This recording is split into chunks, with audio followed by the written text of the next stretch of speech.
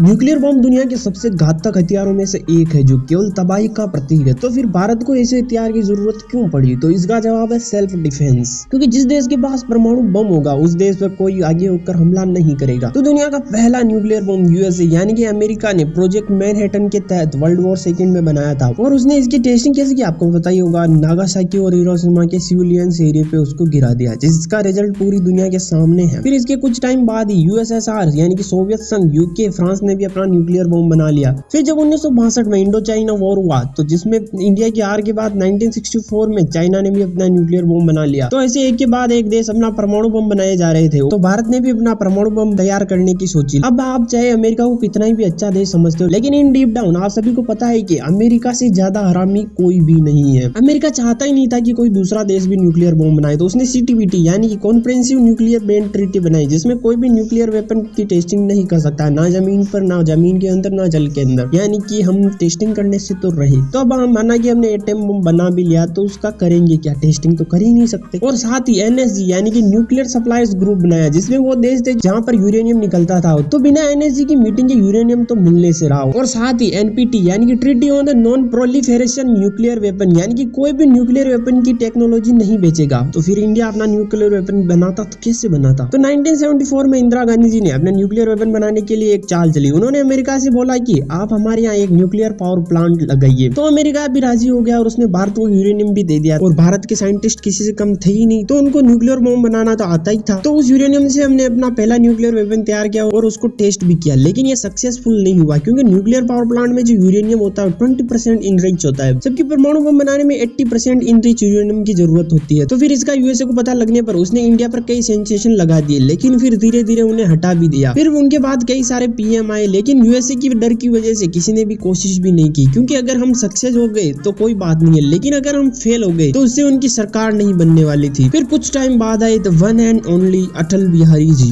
भारत के एकमात्र ऐसे प्रधानमंत्री जिनकी विपक्ष वाले भी तारीफ करते नहीं सकते। तो इनको सत्ता का जरा सा भी लोभ नहीं था। तो इन्होंने इंडियन न्यूक्लियर प्रोग्राम से जुड़े scientist doctor APJ Abdul Kalam और डॉक्टर चिदम्बरम को फुल छूट दे दी कि आप परमाणु बम की टेस्टिंग करो, जो होगा वो देखा जाएगा, इसके जो भी कॉन्सिक्वेंस होंगे उन्हें मैं भुगतने के लिए तैयार बैठा हूँ। तो फिर 11 मई 1998 को शक्ति 1, 2, 3 तीनों न्यूक्लियर बम की टेस्टिंग की गई और 13 मई शक्ति 4 और 5 की टेस्टिंग की गई। लेकिन इस पूरे प्रोसेस को करने में सबसे ज्यादा थ्रिल था, क्योंकि 1974 के बाद यूएसए ने अपना एक सैटेलाइट केवल इसी के लिए लॉन्च किया था कि कोई फिर से न्यूक्लियर बम बनाने में न जुट जाए। तो इससे बचने के लिए कई तरह की सावधानियां रखी गई, जैसे कि न्यूक्लियर टेस्टिंग साइट पर बहुत ही कम साइंटिस्ट ही जा सकते थे और जो भी साइंटिस्ट वहां जाते थे उन्हें आर्मी की यूनिफॉर्म पहननी जरूरी होती थी। प्रोजेक्ट से जुड़ा अधिकांश काम रात में होता था, क्योंकि अंधेरे में सैटेलाइट उतनी अच्छी तरीके से ऑब्जेक्ट को डिटेक्ट नहीं कर पाता था और सुबह होते ही उस इक्विपमेंट को एग्जैक्ट रख दिया जाता था, जैसे कि उसको मूव ही नहीं किया गया हो। और कई इक्विपमेंट्स को कैमोफ्लेज नेट से ढका जाता था ताकि वो सैटेलाइट की नजरों में न आए, और केबल्स को रेत में ढक दिया जाता था। और आर्मी ने तो एक दिमाग चकरा देने वाला काम किया था। उन्होंने टेस्टिंग साइट के पास एक क्रिकेट स्टेडियम बना दिया, जिसमें आर्मी के सोल्जर्स क्रिकेट खेला करते थे और कुछ साइंटिस्ट प्रोजेक्ट पर काम कर रहे होते थे। क्रिकेट स्टेडियम से एक अच्छा खासा डाइवर्जन क्रिएट हो जाता था ताकि सैटेलाइट की नजर प्रोजेक्ट पर ना पड़े। और साथ ही साइंटिस्ट के नाम भी बदले गए। कलाम साहब का नाम मेजर जनरल पृथ्वीराज रखा गया और चिदम्बरम जी का नाम मेजर जनरल नटराज रखा गया, जैसे कोई स्पाई मूवी ही चल रही हो। और कई मुसीबतों का सामना करके 11 मई को सफल टेस्टिंग की गई और भारत एक परमाणु संपन्न देश बना। लेकिन वो कहते हैं ना कि कुछ पाने के लिए कुछ खोना पड़ता है। तो इस टेस्टिंग से निकलने वाली रेडिएशन से टेस्टिंग साइट के पास मौजूद गांव खेतोलाई में कैंसर पेशेंट की तादाद बढ़ गई और अभी भी वहां पर कैंसर की बहुत ही ज्यादा समस्या है। टेस्टिंग से सबसे बड़ा झटका अमेरिका को लगा। उसने भारत पर दर्जनों इकोनॉमिकल सेंसेशन लगा दिए, फिर धीरे धीरे हटते भी गए। और भारत को आज एक मजबूत देश के रूप में गिना जाता, तो उसके पीछे का एक कारण परमाणु बम भी है। तो इस वीडियो में बस इतना ही। अगर वीडियो अच्छी लगी हो तो लाइक शेयर करना और ऐसे ही नॉलेजेबल वीडियो को देखने के लिए चैनल को सब्सक्राइब कर दो। मिलते हैं अगली वीडियो में, तब तक के लिए टेक केयर, जय हिंद।